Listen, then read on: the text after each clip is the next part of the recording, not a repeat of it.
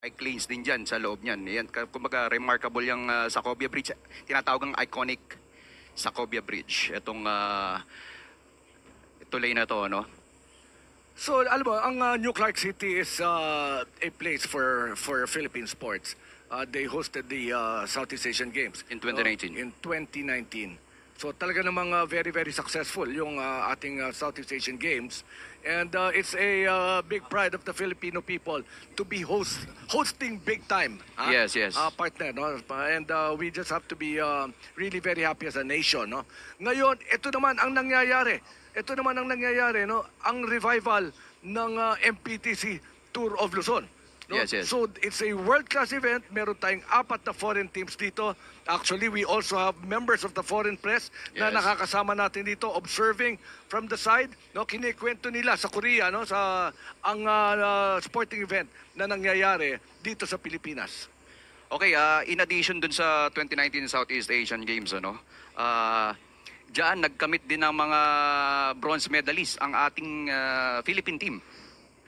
Not just dito sa team time trial, but dito sa road race. Ano? Marami naging bronze medalist dyan sa cycling. At nagkaroon din tayo ng mga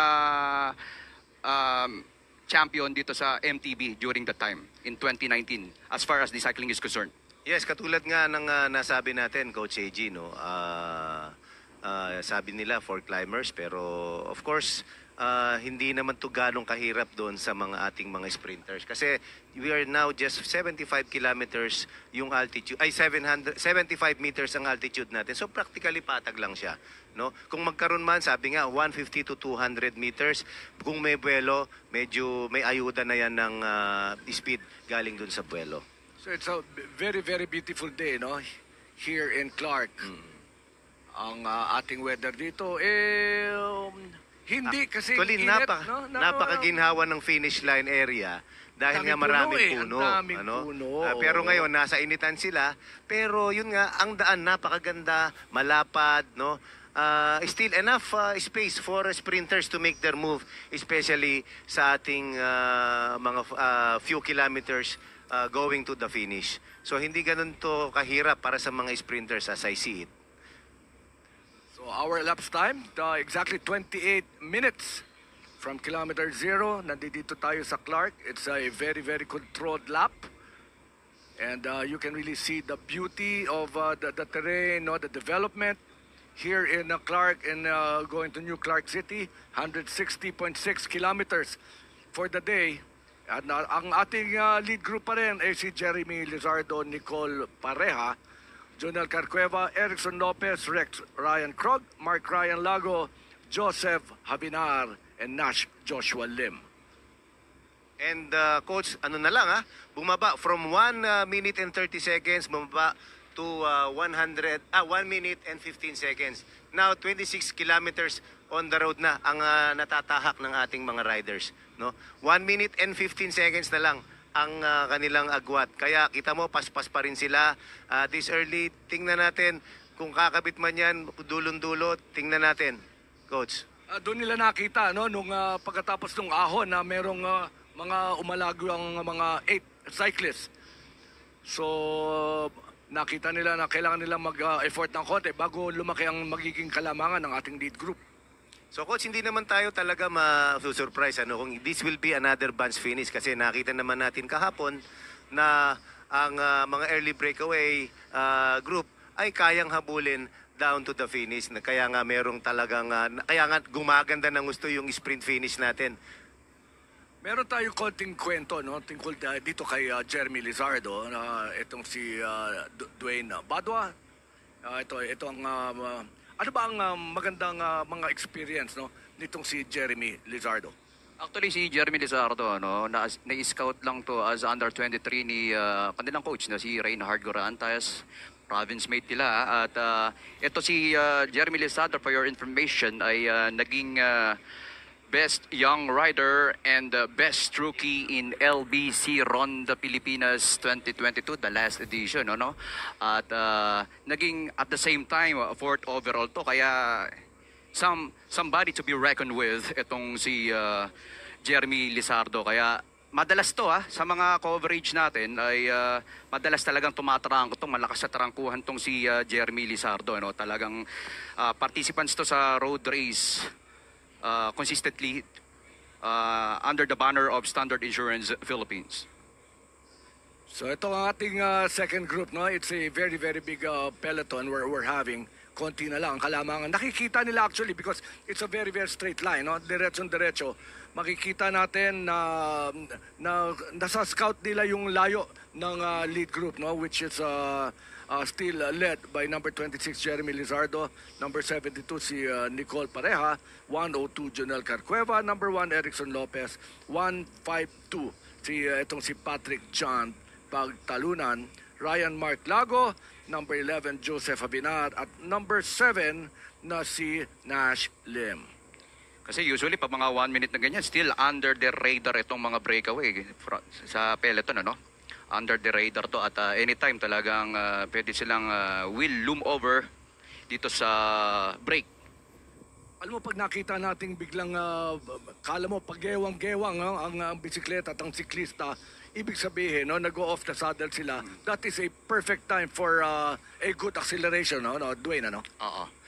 Of course, napapansin natin dito, nawawala yung markman dito na yellow jersey wearer, ano, na si Dayu Ju, Ju Dayung, okay, rather.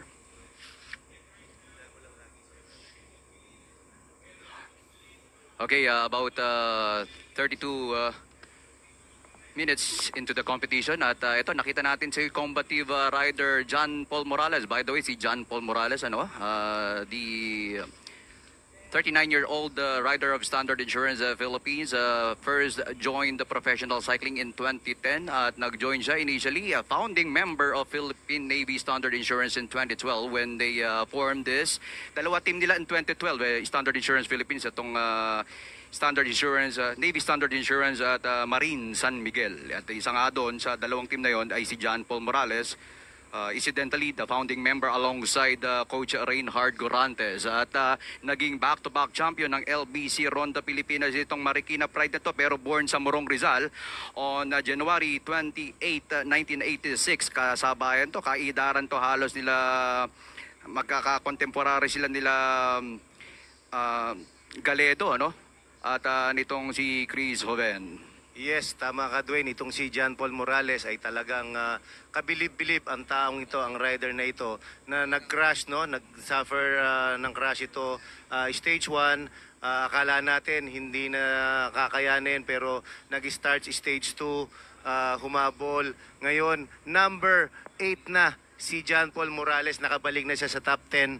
Napaka tibay ng rider na ito. And ngayon, isa nga yan sa kumakamada, no?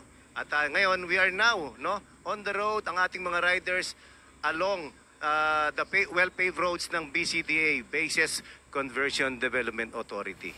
Dapat talaga pasalamatan natin ang ating mga partners, no? Of course, Clark and BCDA, Philinvest Mimosa. Maraming salamat din sa inyong lahat. Of course, this is not gonna be possible without the help of Metro Pacific Tollway Corporation, MPTC, kasama dyan ang NLEX, ang MPT South, CCLEX, MPT Asia, ang MPT Digital Incorporated, ang MPT Mobility, kasama ang Duck World, Signal, yung MVP Group, ang Pilipinas Live. Ito ay tayo naman ay powered by Meralco, Maynilad, Metro Pacific Health, Mega World, Landco, MWell, PLDT, and Smart, in partnership with Cardinal Santos Medical Center.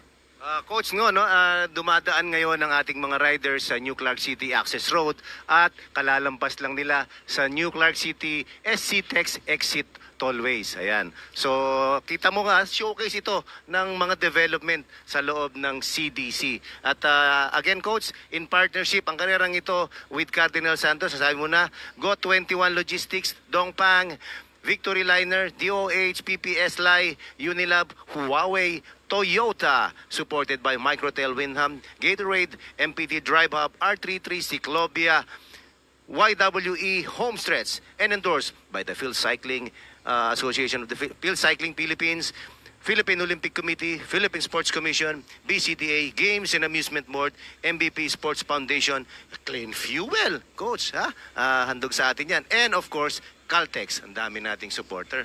Maraming salamat ho, no, sa lahat ng ating mga supporters. Talaga namang napakahirap mag-stage ng ganito pag wala ang kanilang tulong. Yun ang hinahanap natin kanina. Nakita na natin, no? Ito si Chu Da-young.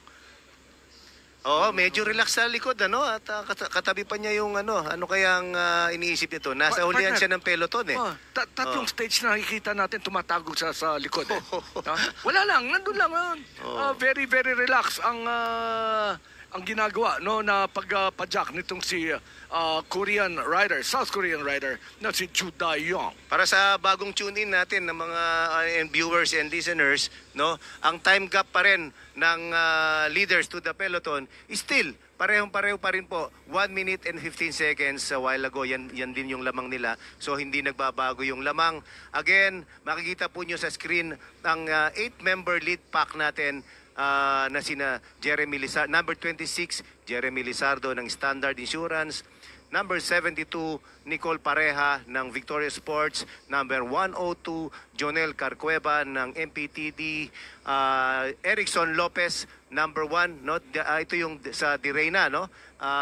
Number 152, Rex Luis Krog ng 7-Eleven Philippines, Mark Ryan Lago, number 63 from Go for Gold, Joseph Abinyar, number 11 from ENCT, at Joshua Nashlim, number 7 from Direyna. Alright, mag-share tayo dito about kay Jonel Carcueva once again. Given na nasa breakaway siya. Jonel Carcueva, ladies and gentlemen, a former hip-hop to dancer dati, itong si Jonel Carcueva. And in 2015, siya ay na-hire ng Cebu Copico, established by his former coach.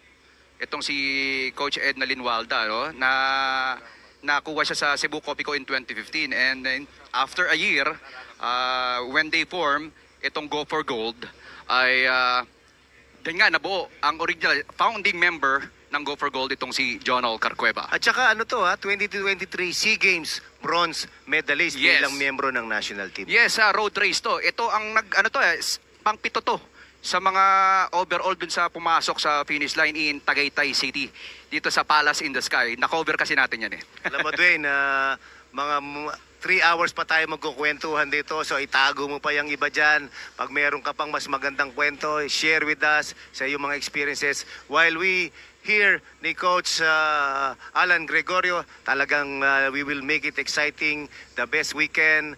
Pero so far, narito ngayon, relax pace ang ating peloton. Although hindi naman nila pinababayaang lumayo ang ating lead pack sa unahan, which is mahigit 1 minuto lang naman ang kalamangan. So mula doon sa kilometer 0, 38 minutes na tayong bumabaybay dito sa mga magandang mga kalye dito sa New Clark City.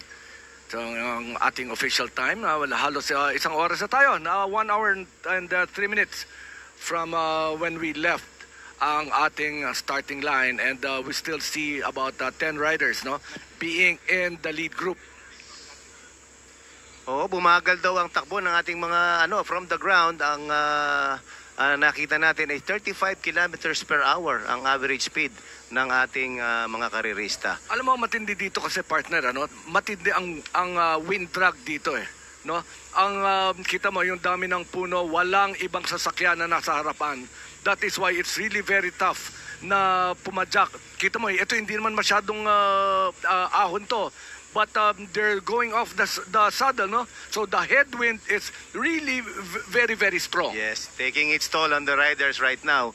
So kung ako nga naman in their shoes, medyo relax muna tayo lahat, no? Dahil mamaya mahaba pa ito, no? Maya tayo ay papalo pa ng ating mga paa sa ating mga pedal, no? At hindi naman kailangang ibuhos natin agad, no? Kaya mga kaibigan, you are watching 2025 MPTC Tour ng Pilipinas. We are reviving this Tour of Luzon. We are reviving this Tour of Luzon for you guys. Mga kaibigan, let's enjoy ang ating mga riders, ang kanilang gilas, ang kanilang sakripisyo. Nakikita ninyo, hindi po ganyan kadali dahil 3 hours straight, no? More than pa sa mga long stages. Alam mo, dalawa naman ang napakahirap talaga dito. Yung pagpadyak at yung tuloy-tuloy na pagkikwento.